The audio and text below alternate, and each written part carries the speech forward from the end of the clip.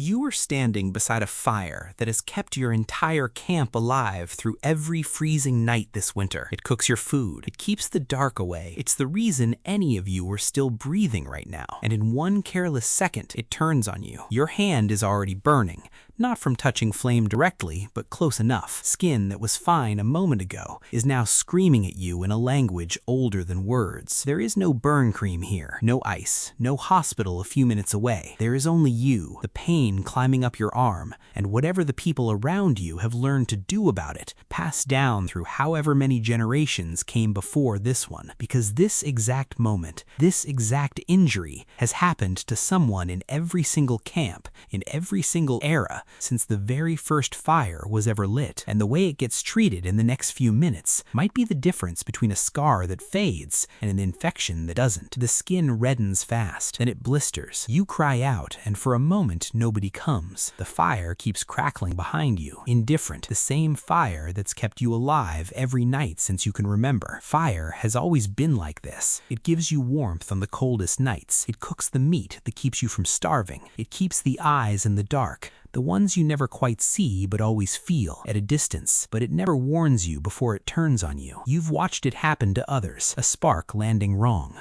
a pot tipping at the worst possible second, a torch held a little too close while ducking into a low tunnel. Nobody in this camp has lived very long without learning, at least once, exactly how much fire can hurt. Now it's your turn. The pain doesn't fade the way you hoped it would. It sharpens. It spreads slow and certain, up through your fingers, into your wrist. You look around. The camp is quiet in the way it always is this hour. Most people settling in, the sky just beginning to lose its color. Someone finally hears you. They don't panic, they move. You watch them cross the space between you in a few unhurried steps, the kind of pace that comes from having done something so many times. It's stopped being urgent even when it should be. A hand reaches for something close by. Not water, not cloth, something sticky, something sweet. You'd expect them to run for help, to call out for someone older, someone who might actually know what to do. Instead, they reach for the same jar they use for food. You watch them scoop it out with 2 fingers,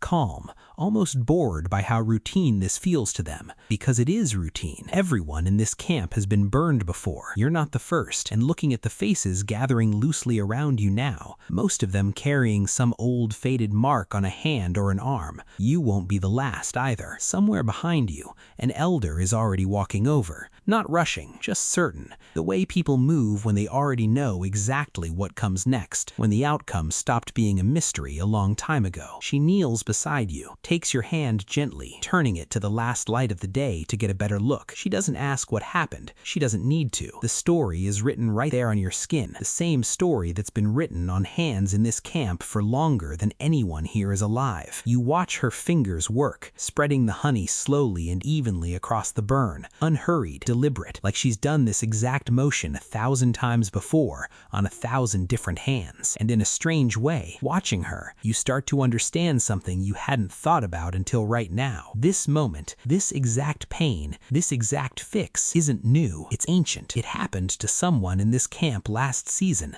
and the season before that, and probably the season before anyone currently alive was even born. You are, right now, living through one of the oldest, most repeated moments in human history, and somehow that thought makes the pain a little easier to sit with. So what did ancient humans actually put on a burn? And why does the same answer keep showing up in civilizations that never once made contact with each other? Fire gave ancient humans everything. Warmth on nights cold enough to kill, protection from whatever moved in the dark beyond the firelight, cooked food that changed human biology itself, freeing up energy that once went entirely into digestion, energy that could now go to something else, a bigger brain, a longer childhood, everything that eventually made you, you. But fire never came with a warning label. It doesn't distinguish between the hand that depends on it and the hand that gets too close. It offers the same warmth and the same danger without ever telling you exactly where that line is is drawn until you've already crossed it. Every hearth, every torch, every cooking fire carried the same quiet risk sitting just beneath the surface of its usefulness, which means burns weren't some rare, unlucky accident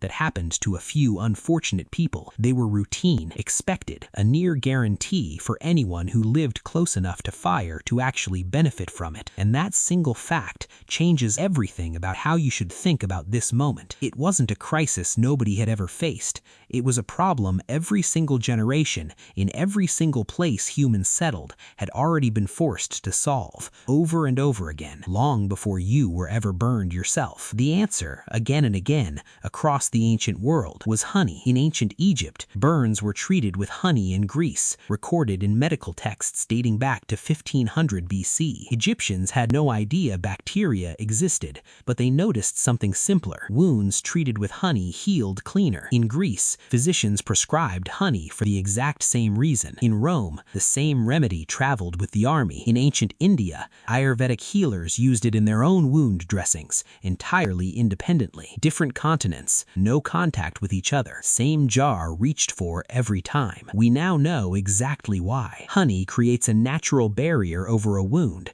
and pulls moisture away from bacteria trying to grow there. Real antibacterial science, discovered completely by accident, thousands of years before anyone understood what bacteria even were. And on the other side of the world, where honey wasn't always available, the Aztecs found their own version of the same idea: agave sap mixed with salt, a combination that kills bacteria by drying it out completely. Nobody copied anybody. They simply kept trying, generation after generation, and kept landing on the same basic truth. The elder finishes wrapping your hand, tying the cloth off with the same unhurried care she started with. The pain hasn't disappeared, but it's duller now, quieter, something you can carry instead of something carrying you. You look around the camp one more time, at the faded scars on other hands, at the jar being set back down exactly where it always sits. Nothing about tonight was new, not to this camp, not to your species. You didn't invent this moment, you inherited it.